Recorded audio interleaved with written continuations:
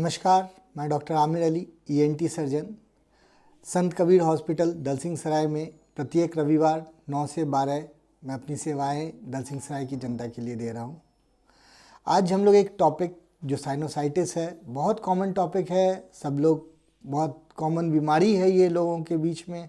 Sinus हो गया, sinus हो गया, साइनस हो गया। साइनस कुछ नहीं, साइनस एक नॉर्मल चीज़ें हैं। नॉर्मल चीज़ मतलब आप खुद ही इमेजिन करके देखें कि इतना बड़ा सर एक पतले से गर्दन पे कैसे रहेगा।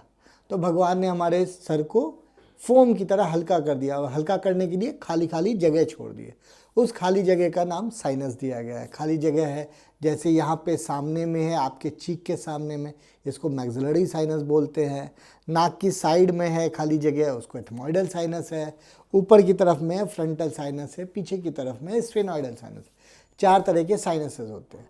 अब साइनस दिया गया है, खाली जगह है, तो उसमें गंदगी होगी, उसमें पॉलिप्स बन सकते हैं, उसमें फंगस जाके जमा हो सकता है। कोविड के समय में सुने होंगे सफ़ेद फंगस, काला फंगस। वो फंगस कहाँ जमा था? इसी साइनस में ही आकर के जमा था। तो ये साइनस जो एक्चुअली साइनोसाइटिस है, कैसे पहचानेंगे? सबसे ज़्यादा ज़रूरी चीज़ यही है कि हम लोग आसपास में, आस पड़ोस में कैसे देखेंगे कि ये साइनोसाइटिस है।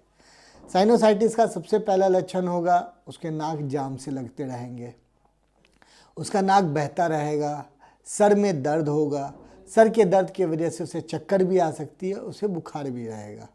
ठीक है, ये एक मोटा मोटी मतलब ये सारे साइनस के अलग अलग लक्षण होते हैं। एक आप जो है अगर ऐसा कुछ होता है तो फिर आपको आपके डॉक्टर को दिखाना चाहिए। Allergic rhinitis, allergic fungal sinusitis, rhinitis, plain sinusitis. Plain sinusitis मतलब साइनस है, उसमें गंदगी जाके जमी हुई है, जिसकी वजह से गंदगी, सर में दर्द या फिर ये सारा लक्षण आप में दिखाई दे रहा है। फंगल साइनोसाइटिस, फंगस जाके जम गया और साइनस को ब्लॉक कर दिया है। एलर्जिक राइनोसाइनोसाइटिस या एलर्जिक फंगल राइनोसाइनोसाइटिस में एलर्जिक है पेशेंट। एलर्जिक किसको बोलते हैं? किसी भी चीज़ जो कि हमारे बॉडी में जाके हमारे इम्यून सिस्टम को बढ़ा देता है। जैसे बहुत ज़्यादा छींक हो रहा है, बहुत ज़्यादा नाक बहना शुरू हो गया है, देखिए ठंड के मौसम में ज़्यादा अक्सर हो जाता है ये सारी चीज़ें, तो ये एलर्जिक होता है।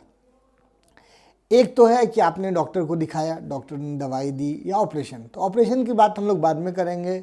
उसको पहले हम लोगों को चाहिए कि दवाई और परहेज़ से काम लें। इसलिए ये वीडियो साझा करना पड़ रहा है कि पहले हम लोग कुछ चीज़ों को परहेज़ कर सकते हैं, जो कि हम लोग उसको बचाया जा सकता है। जैसे कि ठंडी चीज़ों का सेवन।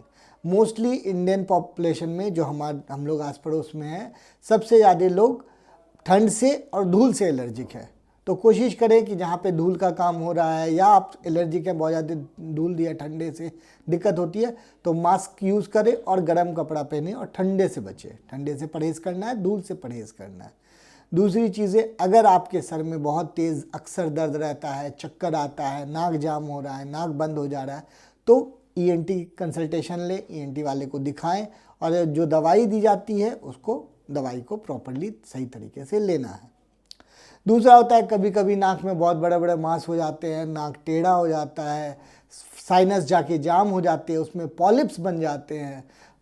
एक तरफ का एंट्रोकोनल पॉलिप, दोनों तरफ का है बायलैटरल एथमोइडल पॉलिप्स हो, या कोई मांस गांठ बन जाती है, तो उसको फिर सर्जरी से हटाया जाता है। वो सर्जरी लास्ट में वो आपको डॉक्टर वैसे ही बता देंगे, समझा देंगे। बट सबसे ज़्यादा ज़रूरी चीज़ है परहेज़, परहेज़, परहेज़।